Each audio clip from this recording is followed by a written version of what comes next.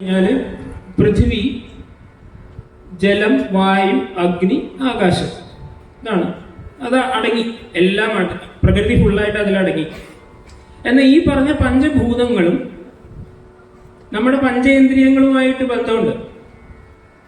ഓരോന്നിനെ നോക്കുമ്പോൾ ചിലതിനെ നമുക്ക് കാണാൻ മാത്രം സാധിക്കും, വായുവിനെ നമുക്ക് ഫീൽ ചെയ്യാൻ മാത്രമേ അറിയാൻ മാത്രമേ സാധിക്കുള്ളൂ ത്വക്കുകൊണ്ട്. നേരെ മറിച്ച് അഗ്നിയെ നമുക്ക് കാണുവാൻ സാധിക്കും. അങ്ങനെ ഓരോന്നിനും പഞ്ചേന്ദ്രിയങ്ങളുമായി ബന്ധമുണ്ട്. അപ്പൊ പഞ്ചഭൂതങ്ങളെ ഈ പറഞ്ഞ ഞാൻ നേരത്തെ പറഞ്ഞതായിട്ടുള്ള ആകാശം, പൃഥ്വി, വായു, ജലം, അഗ്നി, ഈ പഞ്ചഭൂതങ്ങളെ ആശ്രയിച്ച് ദീക്ഷിതർ രചിച്ചിട്ടുള്ള മുത്തുസ്വാമി ദീക്ഷിതർ എന്ന ത്രിമൂർത്തികളില്, കർണാടക സംഗീതത്തിലെ ത്രിമൂർത്തികളുണ്ട്. ത്യാഗരാജസ്വാമി, മുത്തുസ്വാമി ദീക്ഷിതർ, ശ്യാമശാസ്ത്രികൾ. അതിലെ ദീക്ഷിതർ രചിച്ചിട്ടുള്ള 5 കൃതികളെ കുറിച്ചിട്ടാണ് ഞാൻ ഇന്ന് പറയാൻ ഉദ്ദേശിക്കുന്നത്. അത് ഒരു കൃതി പറയാൻ തന്നെ നമുക്ക് കുറെ സമയം വേണ്ടി വരും. കാരണം അത് എന്തായാലും പറയാ, സാഹിത്യവും സംഗീതവും രണ്ടും ഒരുമിക്കുന്ന സമയത്താണ് ഈ കൃതികളുടെ മഹത്തരം എത്രത്തോളം മഹത്തരമാണെന്ന് നമ്മൾ മനസ്സിലാക്കുന്നത്. അതിന്റെ ചില ഉദാഹരണങ്ങൾ മാത്രം പറഞ്ഞുകൊണ്ട് ഞാൻ ഈ 5 കൃതികളെ കുറിച്ചിട്ട് പറയും. എനിക്ക് വളരെ പ്രധാനപ്പെട്ടതാണെന്ന് തോന്നിയിട്ടുള്ള ചില ഉദാഹരണങ്ങൾ മാത്രം ഞാൻ പറയും. അപ്പോ പഞ്ചഭൂതങ്ങളെ ആശ്രയമാക്കി 5 ലിംഗങ്ങൾ സ്ഥാപിച്ച 5 ക്ഷേത്രങ്ങളുണ്ട് ഭാരതത്തില്. ആ ക്ഷേത്രങ്ങളെ കുറിച്ചിട്ടാണ് ദീക്ഷിതര് കൃതികൾ രചിച്ചിട്ടുള്ളത്. പഞ്ചഭൂതങ്ങളായിട്ടുള്ള ലിംഗങ്ങൾ, പൃഥ്വിലിംഗം, ആകാശലിംഗം, അപ്ലിംഗം, അങ്ങനെ ആ ലിംഗങ്ങൾ പ്രതിഷ്ഠിച്ചിട്ടുള്ള ക്ഷേത്രങ്ങൾ, ആ ക്ഷേത്രങ്ങളെ കുറിച്ചിട്ട് ദീക്ഷിതർ എഴുതിയ 5 കൃതികളാണ് നമ്മൾ ഇന്ന് മനസ്സിലാക്കാൻ പോകുന്നത്. അപ്പോ 1-2 ക്ഷേത്രങ്ങളെ കുറിച്ച് നിങ്ങൾ കേട്ടിട്ടുണ്ടാവും. ചിദംബരം, അത് ഒന്നിൽ പെട്ടതാണ്. തിരുവണ്ണാമലൈ, ശ്രീകാളഹസ്തി. ഇതിൽ 4 തമിഴ്നാട്ടിൽ തന്നെ വരുന്നതാണ്. 1 ആന്ധ്രയാണ്. തമിഴ്നാട് ആന്ധ്രയുടെ ബോർഡറിലാണ്. അതാണ് ഈ കാളഹസ്തി എന്ന് പറയുന്ന ക്ഷേത്രം. ചിദംബരം, തിരുവണ്ണാമലൈ, കാളഹസ്തി, പിന്നെ കാഞ്ചീപുരം. അങ്ങനെ 5 ക്ഷേത്രങ്ങളെ കുറിച്ച്, ഓരോ ക്ഷേത്രങ്ങളിലും രചിച്ചിട്ടുള്ള കൃതിയെ കുറിച്ചിട്ട് ഞാൻ പറയാൻ തുടങ്ങുകയാണ്. ശ്രദ്ധിച്ചിരിക്കുക. അതിൻ്റെ സംഗീതത്തിൻ്റെ പ്രാധാന്യവും സാഹിത്യത്തിൻ്റെ പ്രാധാന്യവും. ഞാൻ ഉദ്ദേശിക്കുന്നത് ദീക്ഷിതർ എപ്രകാരമാണോ ആ കൃതികൾ പാടിയിട്ടുള്ളത് അല്ലെങ്കിൽ ചെയ്തിട്ടുള്ളത്. ഞാനിപ്പോൾ ഇവിടെ നിൽക്കുന്നു എന്ന് പറഞ്ഞാൽ നമ്മൾ എല്ലാവരും മനസ്സിലാക്കുന്ന പോലെ തന്നെയാണ് ദീക്ഷിതർ ഓരോ വരികളും പറയുന്നത്. ചിന്തയമാ കന്ദമൂല കന്ദം ചേതശ്രീ സോമാസ്കന്ധം. വളരെ സിമ്പിൾ ആയിട്ടുള്ള സാഹിത്യം ഉപയോഗിക്കുകയും എന്നാൽ അതിന്റെ ഗ്രാമർ, സംസ്കൃതത്തിന്റെ ഗ്രാമർ നോക്കുമ്പോൾ വളരെ കോംപ്ലിക്കേറ്റഡ് ആയിട്ടുള്ള ഒരവസ്ഥയിൽ നിൽക്കുകയും ചെയ്യുന്ന ദീക്ഷിതരുടെ കൃതികളാണ്. അതിലെ 1-മത്തെ പൃഥ്വി ലിംഗവുമായി ബന്ധപ്പെട്ട കൃതിയാണ്. ഇത് ഭൈരവി രാഗത്തിലാണ് രചിച്ചിട്ടുള്ളത്. രൂപകതാളം ഭൈരവി രാഗത്തിലാണ്. ക്ഷേത്രം വരുന്നത് കാഞ്ചീപുരത്താണ്. പൃഥ്വിലിംഗം കാഞ്ചീപുരത്തെ ക്ഷേത്രമാണ്. ഈ ക്ഷേത്രത്തിന്റെ ഒരു പ്രത്യേകത ആദ്യമേ ഞാൻ പറയാം. അവിടെ ഒരു മാവുണ്ട്, ഒറ്റ മാവ്. ഈ മാവിന്റെ ചോട്ടിലാണ് ഈ ശിവലിംഗം പ്രതിഷ്ഠിച്ചിട്ടുള്ളത്. അപ്പൊ എന്താ ഈ നമ്മുടെ പ്രത്യേകത എന്താന്ന് വെച്ചാൽ, ഈ കൃതികളുടെ പ്രത്യേകത എന്താന്ന് വെച്ചാല്, ഈ കൃതിയിൽ ഈ ക്ഷേത്രത്തിന്റെ എല്ലാ ഹിസ്റ്ററി അല്ലെങ്കിൽ ആ ക്ഷേത്രത്തിന്റെ പ്രത്യേകതകൾ എല്ലാം പറഞ്ഞിട്ടുണ്ടാവും എന്നുള്ളതാണ്. അപ്പൊ ഇദ്ദേഹം ട്രാവൽ ചെയ്യുക, ഈ ഓരോരോ ക്ഷേത്രം തോറും യാത്ര ചെയ്യുക മാത്രമല്ല, ആ ക്ഷേത്രത്തിന്റെ മഹിമയെ കുറിച്ചും ആ ക്ഷേത്രത്തിന്റെ ചരിത്രത്തെ കുറിച്ചും എല്ലാം പഠിച്ചതിന് ശേഷമാണ് ഇത്തരം രചനകൾ നടത്തിയിട്ടുള്ളത്. അപ്പോ ഞാൻ പറയാൻ ഉദ്ദേശിച്ചത് എന്താ വെച്ചാൽ, lyrical and musical expertise of Muthuswamy Dikshitar എന്നാണ് എൻ്റെ മനസ്സിൽ വന്നത്. വെറുതെ സംഗീതം മാത്രമല്ല, ആ സാഹിത്യം സംഗീതത്തോട് എത്ര ചേർന്നിരിക്കുന്നു. ഓരോ ഭാവങ്ങള് സുബ്രഹ്മണ്യ ഭാരതി പറയും, നവരസങ്ങളും നമ്മൾ സംഗീതത്തിൽ കൂടെ കൊണ്ടുവരണം, അപ്പോഴേ സംഗീതം സംഗീതമാവുള്ളൂ. നമ്മളിപ്പോ ശ്രദ്ധിച്ചു കഴിഞ്ഞാൽ അറിയാം, ശൃംഗാരത്തിലെ പദങ്ങൾ മാക്സിമം പോയി കഴിഞ്ഞാൽ ഭക്തി, ഇത്തരം കൃതികളാണ് കൂടുതലായിട്ടുള്ളത്. നമ്മൾ നവരസങ്ങൾ, അതായത് ഞാനിവിടെ നിന്നിട്ട് ഒരു വീരരസ പ്രാധാന്യമുള്ള സംഗീതം ഒരു കൃതി പാടുകയാണെങ്കിൽ നിങ്ങൾക്ക് ആ വീരം അവിടെ ഫീൽ ചെയ്യണം. ആ സമയത്താണ് ആ സംഗീതത്തിന് മഹത്തരം ഉണ്ടാവുന്നത്. അതുപോലെ തന്നെ ഈ ദീക്ഷിതരുടെ കൃതികളിൽ ഓരോ ഭാവങ്ങൾ മാറി മാറി വരുന്നത്, ഓരോരോ സംഗതികൾ പാടുന്ന രീതി, അതിനെയാണ് നമ്മൾ സംഗതി എന്ന് പറയുന്നത്. രീതികൾ കൊണ്ടും സാഹിത്യം കൊണ്ടും സംഗീതം കൊണ്ടും വരുന്ന മാറ്റത്തെക്കുറിച്ചും ഞാൻ ജസ്റ്റ് ഒന്ന് പറയാൻ ഉദ്ദേശിക്കുന്നുണ്ട്. അപ്പോൾ ആദ്യത്തെ ഞാൻ നേരത്തെ പറഞ്ഞ പോലെ കാഞ്ചീപുരം ക്ഷേത്രമാണ്. കാഞ്ചീപുരത്തിന്റെ ക്ഷേത്രത്തിൽ ഒരു മാവുണ്ട്. ആ മാവിന്റെ താഴെയാണ് നമ്മൾ ഈ പറഞ്ഞ പൃഥ്വിലിംഗം പ്രതിഷ്ഠിച്ചിട്ടുള്ളത്.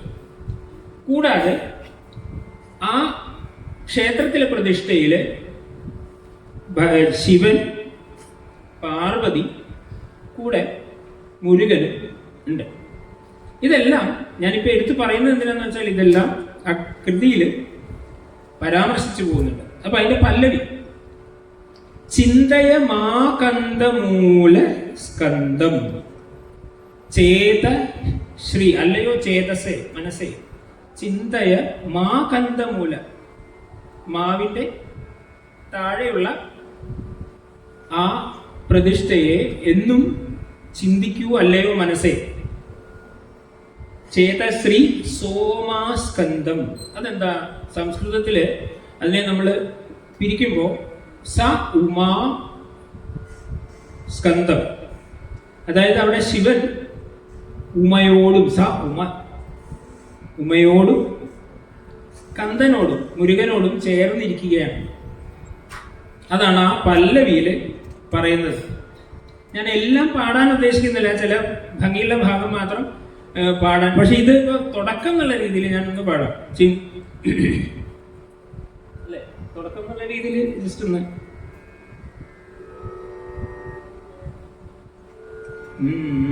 ഭൈരവിയാണ് രാഗം. ഭൈരവി രാഗം നമ്മൾ കൂടുതലായി കേട്ടിട്ടുണ്ടാവും. കഥകളി സംഗീതം എല്ലാ മേഖലകളിലും, ഫോക്ക്, ഇതിലെല്ലാത്തിലും നമ്മൾ ഉപയോഗിക്കുന്നതാണ്.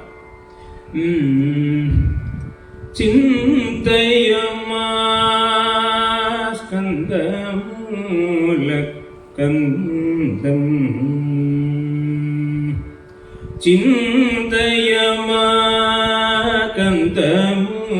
ചിന്തയമകന്ധമൂലസ്കന്ധം ചേത ശ്രീ സോമ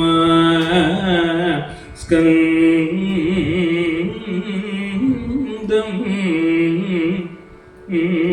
ചേത ശ്രീ സോമ സ്കന്ധം.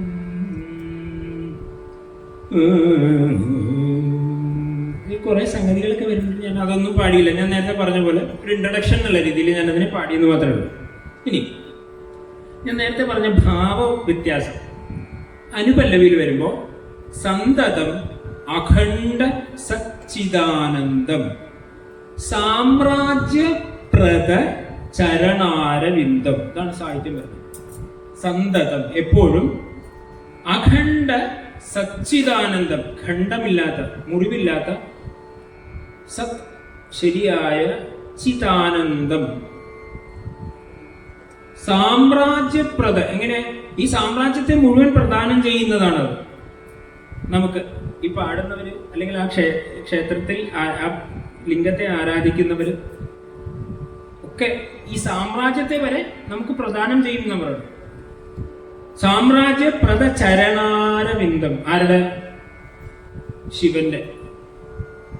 അപ്പൊ അതില് ആ ഭാഗത്ത് ഞാൻ എന്താന്ന് വെച്ച് കഴിഞ്ഞാല് ഈ ദീക്ഷിതരുടെ ഭംഗിപ്പെടുത്തല് അവിടെ ഒന്ന് പറയാനായിട്ട് ഞാൻ രണ്ട് ഭാഗം ഒന്ന് പാടുന്നുണ്ട്. സന്തതം അഖണ്ഡ സച്ചിദാനന്ദം. ഈ സച്ചിദാനന്ദത്തിന്റെ പ്രാധാന്യം അറിയിക്കാൻ, അല്ലെങ്കിൽ അതിന്റെ ഇമ്പോർട്ടൻസ് അറിയിക്കാനായിട്ട് അദ്ദേഹം ആ ഭാഗം ഒന്ന് സംഗതിയോടുകൂടി പാടുന്നുണ്ട്. സന്തതം അഖണ്ഡ സച്ചിദാനന്ദം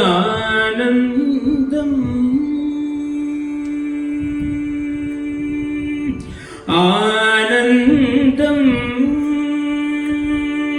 ചിദാനന്ദം സച്ചിദാനന്ദം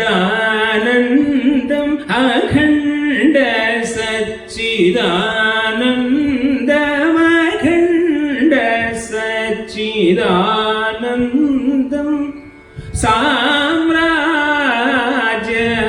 സാമ്രാജ്യം കേൾക്കുമ്പോ ഈ സാമ്രാജ്യത്തിന് മുഴുവനാണ്. സാമ്രാജ്യപ്രദ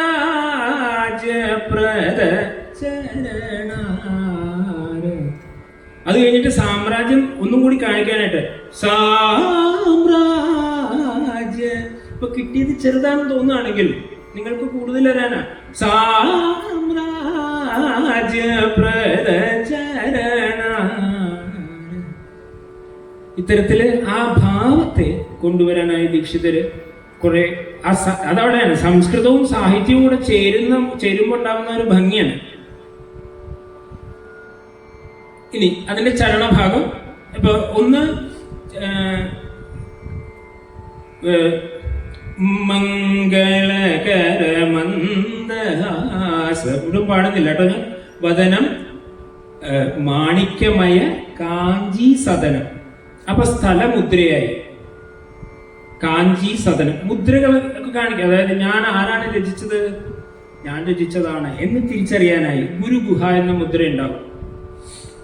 ഏത് സ്ഥലത്താണുള്ളത്? കാഞ്ചി സദനം, കാഞ്ചിയിൽ വസിക്കുന്ന. അത് പിന്നെ രാഗമുദ്ര അത് വരുന്നുണ്ട്. രാഗം ഇന്നതാണെന്ന് അറിയിക്കുന്നത്.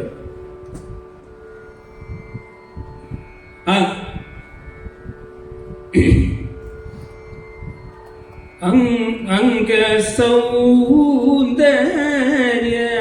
നോക്കൂ, അംഗം കൊണ്ട് കാമദേവനെ ജയിച്ച അംഗങ്ങളോട് കൂടിയ അംഗസൗന്ദര്യ വിജിത മദനം. അംഗസൗന്ദര്യ വിജിത മദനം. അപ്പൊ ആ അർത്ഥം ഗ്രഹിച്ചുകൊണ്ട് നമ്മൾ ആ സാഹിത്യത്തെ നോക്കിക്കഴിഞ്ഞാൽ വളരെയധികം ചേർന്ന് പോകുന്നതായിട്ട് കാണാം. നിങ്ങൾ അങ്ങനെ ഗ്രഹിക്കുന്നുണ്ടോ എന്ന് എനിക്കറിയില്ല, നിങ്ങൾ അതിലേക്ക് എത്തിയോ എന്ന് എനിക്കറിയില്ല. അംഗസൗന്ദര്യ വിജിത മദനം അംഗസൗന്ദര്യ വിജിത മദനം അന്തകസൂദനം കുന്ദരതനം ഉത്തുംഗ കമനീയ വൃഷതുരംഗം. അവിടുന്ന് ഭാവം മാറി. അതായത് വലിയ കാളയുടെ മുകളിൽ കയറി ഇരിക്കുന്നവനാണ്. അതുവരെ സൗന്ദര്യമൊക്കെ പറഞ്ഞിട്ട് അന്തകസൂദനം കുന്ദരതനം ഉത്തുംഗ കമനീയ വൃഷതുരംഗം ഉത്തുംഗ കമനീയ വൃഷതുരംഗം ഭൈരവി പ്രസംഗം. നേരത്തെ പറഞ്ഞതായിട്ടുള്ള രാഗമുദ്ര. ഭൈരവി പ്രസംഗം. ഭൈരവി ആരാ? പാർവതി. പാർവതിയുടെ പ്രത്യേകതയുണ്ട്. ഭൈരവി എന്ന് പറഞ്ഞ ഭൈരവ രൂപം, സാധാരണ രൂപമല്ല, കുറച്ച് ദേഷ്യത്തോടു കൂടി ഇരിക്കുന്നതായിട്ടുള്ള രൂപമാണ്. ഭൈരവി പ്രസംഗം ഗുരുഗുഹാന്തരംഗം പൃഥ്വീലിംഗം സിം. അവിടെ നമ്മൾ ഏത് ഭൂതത്തെ, പഞ്ചഭൂതങ്ങളിൽ പൃഥ്വീലിംഗം, ഇത്രയും. അപ്പൊ അതെല്ലാം എന്തൊക്കെ ഡീറ്റെയിൽസ് വേണം അതെല്ലാം ആ കൃതിയിൽ കൊടുത്തുകൊണ്ടാണ് ആ ഒന്നാമത്തെ കൃതി രചിച്ചിട്ടുള്ളത്. ഒരുപാട് ക്ഷേത്രവുമായി ബന്ധപ്പെട്ടിട്ടാണ്. തിരുവണ്ണാമലൈ ക്ഷേത്രത്തിലെ പ്രതിഷ്ഠയാണ് അഗ്നി രൂപത്തിലുള്ള ലിംഗം. അരുണാചലനാഥം സ്മരാമി അരുണാചലനാഥം സ്മരാമി അനിശ അപീതകുജാംബ സമേതം. അപീതകുജാംബയാണ് പാർവതിയുടെ ഫോം. അവിടെ പാർവതി അപീതകുജാംബയുടെ സഹിതമായി ഇരിക്കുന്ന അരുണാചല നാദം. അരുണാചലം എന്നുള്ളത് തന്നെ നമ്മൾ സംസ്കൃതം നോക്കിക്കഴിഞ്ഞാൽ തുടക്കാൻ ഏറ്റവും ബെസ്റ്റാണ്. കാരണം അരുണ അചലം, ചുവന്ന നിറത്തിലുള്ള അചലമായത് പർവ്വതം, അതാണ് അതിന് പറയുന്നത്. ചുവന്ന നിറത്തിലുള്ള പർവ്വതം. അഗ്നി, അതില് അനുപല്ലവി നോക്കിക്കല്ലേ. സ്മരണാത് കൈവല്യ പ്രദചരണാരവിന്ദം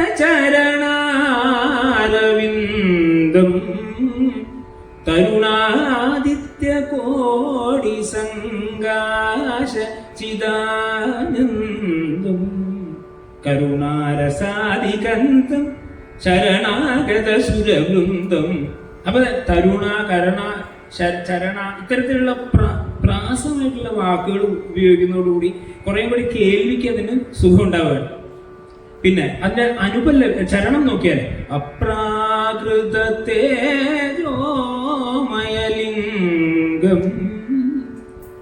അത്യദ്ഭുത കരധൃത സാരംഗം.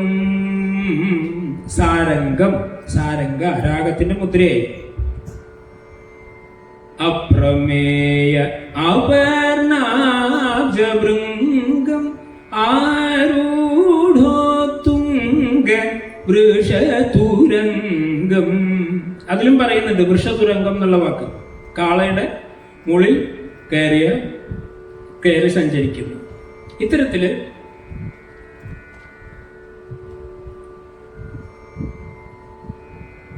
അതില് സാരംഗത്തിന്റെ മുദ്ര വന്നു.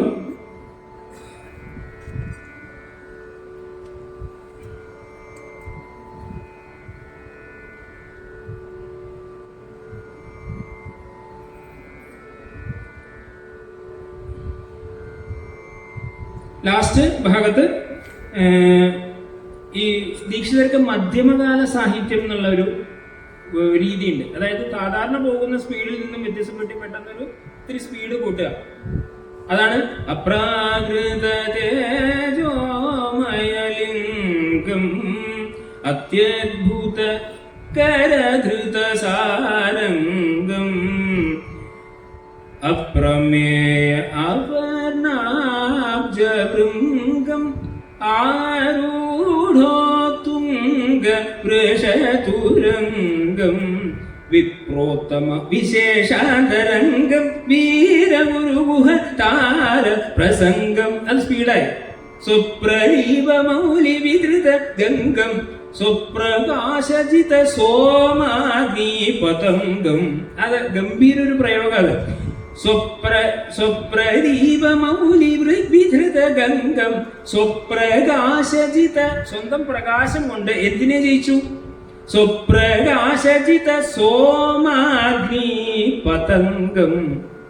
സോമൻ, അഗ്നി, പതംഗം മൂന്നു പേരുടെയും പ്രകാശത്തെ ജയിച്ചു എന്ന് പറയണേ. സോമനാരാ? ചന്ദ്രൻ. അഗ്നി തീ, പതംഗം സൂര്യൻ. ഇവരുടെ മൂന്നു പേരുടെയും പ്രകാശത്തെ സ്വന്തം പ്രകാശം കൊണ്ട് ജയിച്ചവൻ.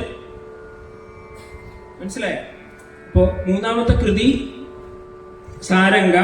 നാലാമത്തെ കൃതി വരുന്നത് ഹുസൈനി എന്ന് പറയുന്ന ഒരു രാഗത്തിലാണ്. അതാണ് ഞാൻ നേരത്തെ പറഞ്ഞ തമിഴ്നാട്ടിലല്ലാത്ത ക്ഷേത്രമാണ്, ആന്ധ്രയിലുള്ള ക്ഷേത്രം. ശ്രീകാളഹസ്തി എന്ന് പറയുന്ന ക്ഷേത്രമാണ്.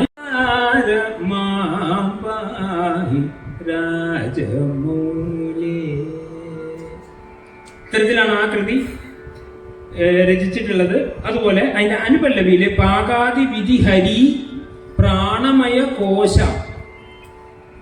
അവിടുന്ന് പഞ്ചഭൂതങ്ങളെ കുറിച്ചിട്ടും പറയുന്നുണ്ട്. ഒന്ന് പാടി കേൾപ്പിക്കാം.